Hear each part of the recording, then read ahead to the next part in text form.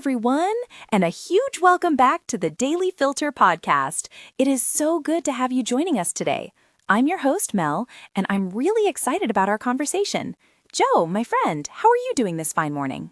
Mel, I'm doing great, thank you. Always a pleasure to be here. How about you? Ready to dive into some interesting discussions? Oh, you know I am. I actually just got caught in a sudden downpour on my way in, so I'm feeling particularly invigorated. Haha. Seriously, I'm buzzing for today's topic. It's one of those things that, once you hear about it, you just can't unhear it. It's incredibly thought-provoking, and frankly, a little bit chilling. It definitely shifts one's perspective, Mel.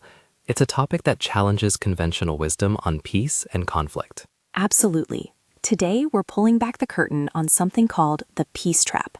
And that's not just a dramatic title, folks. We're going to explore how defense contractors, yes, those powerful companies, might actually be profiting from failed Middle East treaties.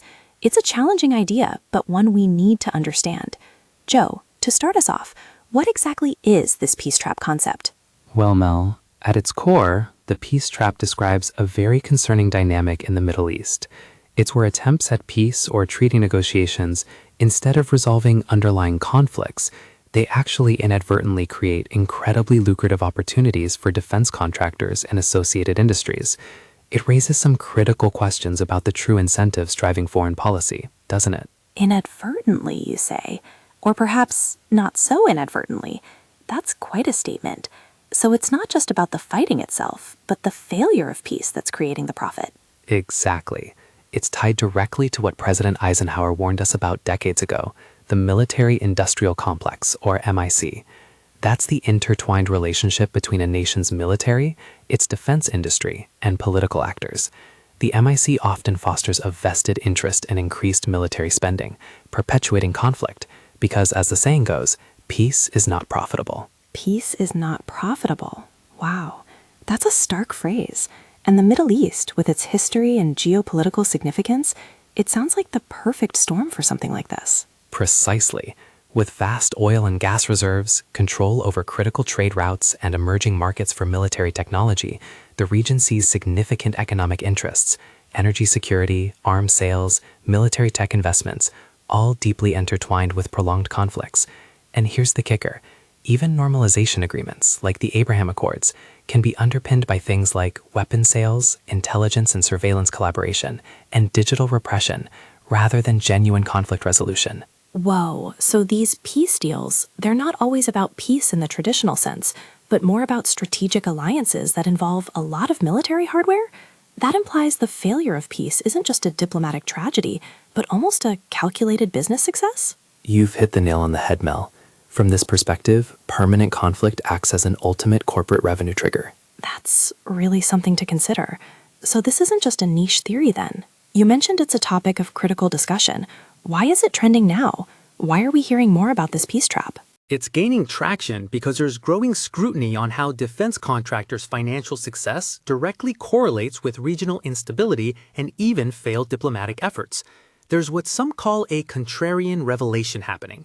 Think about it. While ceasefires break down, defense stock prices can actually soar because specific escalation clauses are activated. Escalation clauses? Wait, so you're telling me that contracts can literally have triggers that, when peace fails, more money flows to these companies? That's incredible. It's true. This dynamic completely challenges the conventional understanding of peace efforts. It frames diplomacy not as a definitive resolution, but often as a temporary pause, a chance to rearm. The perceived manipulation of diplomatic outcomes for corporate gain highlights a profound ethical and geopolitical concern. Wow, I'm trying to process that. It's not just about selling weapons for a war, but about contracts that anticipate and profit from a lack of peace. Okay, Joe, this is a deep dive. How does this mechanism actually work? What are the key facts and methods that make this peace trap so profitable? There are several sophisticated mechanisms at play, Mel, and it's quite an infrastructure. First, we have the peace trap mechanism itself. Diplomacy, as we just discussed, is often treated as a temporary lull.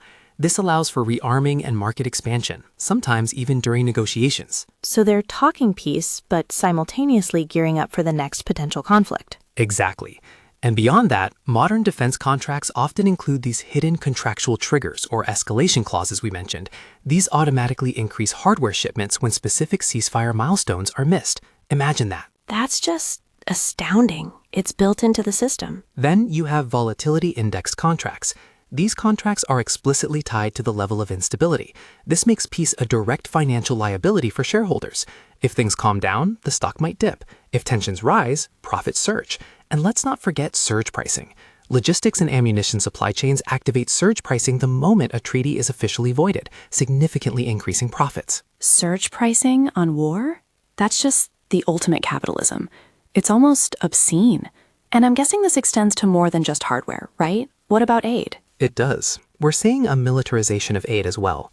Private military companies, PMCs, get involved in security, logistics, and even aid distribution in conflict zones. Think about companies like UNG Solutions in Gaza, or historically Blackwater in Iraq. This further embeds military functions into humanitarian efforts, raising huge questions about accountability. That means money intended for people in need could be filtering through companies that benefit from the conflict continuing. It's a vicious cycle. Don't forget to subscribe to Daily Filter Podcast for more awesome content. Joe, what about this idea of an infrastructure of permanent instability? That sounds terrifying. It's a critical component. There's a notable geographic overlap between failed peace zones and newly established private military maintenance hubs. This suggests a long-term strategy for operational presence, not just short-term engagement. Furthermore, we've seen a shift from selling purely offensive weapons to multi-billion-dollar defensive shields. These require perpetual maintenance, creating continuous, predictable revenue streams for decades. Ah, like a subscription model for defense, always needing upgrades, spare parts, servicing. Genius in a dark way. Precisely. And perhaps one of the most insidious parts is how military aid itself is structured. Aid packages are structurally designed to be recycled back into the domestic industrial base of the donor country. So regardless of the conflict's outcome, those funds often return directly to defense contractors in the donor nation. So it's not just a gift, it's a loan that comes right back to the original source. It sounds like the system is rigged from the start. But how much of this is just business? And how much is actual influence on policy? What about lobbying? Lobbying and policy influence are absolutely central to this. Defense contractors and their lobbying firms, we're talking big names like Anchor and Arrow, DLA Piper, make significant campaign contributions to key oversight committees, especially during sensitive periods of high-stakes mediation. Because elections, of course, are expensive. Exactly. Then you have contractor-funded think tanks like United Against Nuclear Iran or the Foundation for the Defense of Democracies. They publish white papers that often frame diplomatic compromises as strategic risks, which subtly or not so subtly influences public and political opinion. So they're shaping the narrative, making peace look dangerous, and prolonging the need for their products. And then there's the revolving door phenomenon. Government negotiators and policymakers often move directly into defense board positions after leaving public service. This can create a subconscious or even conscious bias towards prolonged friction in foreign policy decisions. Prominent groups like AIPAC also actively influence U.S. foreign aid and policy in the region. It's a web, Joe. A very intricate, very expensive web. So who are the main players in this? Who are these key entities involved in maintaining this peace trap? It's a broad network, Mel. On the global stage, we're talking about major defense contractors, Lockheed Martin, RTX, formerly Raytheon, BAE Systems, Northrop Grumman, Boeing, General Dynamics, Thales Group, L3Harris, Honeywell International.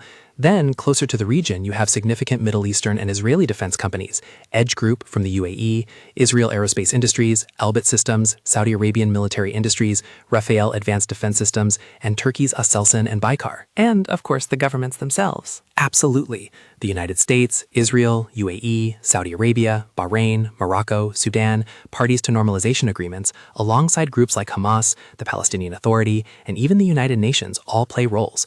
And don't forget the private military companies, PMCs, like UG Solutions and Blackwater. Lastly, those lobbying and advocacy groups, AIPAC, United Against Nuclear Iran, Foundation for the Defense of Democracies, and numerous defense contractor lobbying firms. That's a lot of players, all with potentially conflicting incentives. It makes you wonder how true, lasting peace can ever be achieved when so many powerful entities are profiting from its absence. Don't forget to subscribe to Daily Filter Podcast for more awesome content. Joe, what are the primary controversies and debates swirling around this peace trap? The central argument, Mel, is profit over peace. The idea that defense contractors prioritize shareholder enrichment, creating a strong disincentive for genuine, lasting peace. There's intense debate over how much the IMC and its lobbying shape U.S. and other nations' foreign policies in the Middle East, potentially prolonging instability for arms sales. And what about those peace accords we talked about? Are they really effective? That's another major point of contention. Agreements like the Abraham Accords and the Oslo Accords are scrutinized. Critics argue they prioritize security cooperation and arms deals over addressing root causes of conflict, especially the Palestinian issue, leading to further polarization. Then there's the accountability of PMCs. Their increasing reliance raises serious questions about legal oversight and their potential to escalate tensions. I can only imagine the ethical dilemmas within these industries themselves. Exactly. Public and even internal dissent within defense industries highlight the ethical dilemma of profiting directly from warfare and human suffering. And don't forget the U.S. policy of maintaining Israel's qualitative military edge, QME. While intended for security, it can restrict advanced tech to other allies, potentially fueling an arms race and hindering broader stability. And beyond just the defense sector, Joe, there must be broader economic consequences to this constant instability, right? Absolutely. While specific sectors profit, conflicts disrupt global supply chains, energy flows, and trade routes, leading to wider economic instability and rising costs for everyone. This is a profound and frankly quite unsettling picture, Joe. It fundamentally reframes how we should view international diplomacy and security.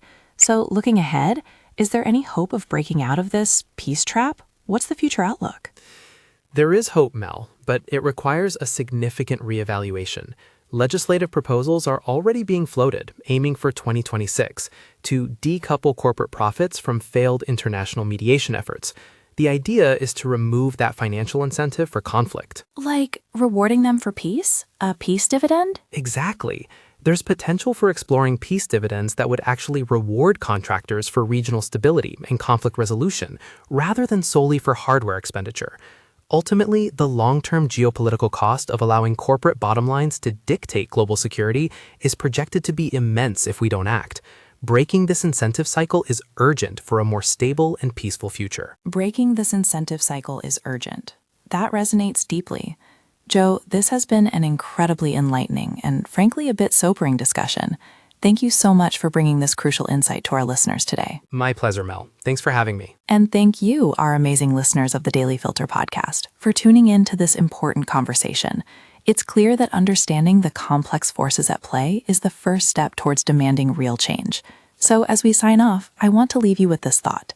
If peace isn't profitable, what are we truly incentivizing? Think about that. We'll be back next time with another deep dive. Until then, stay curious, stay informed, and we'll talk again soon.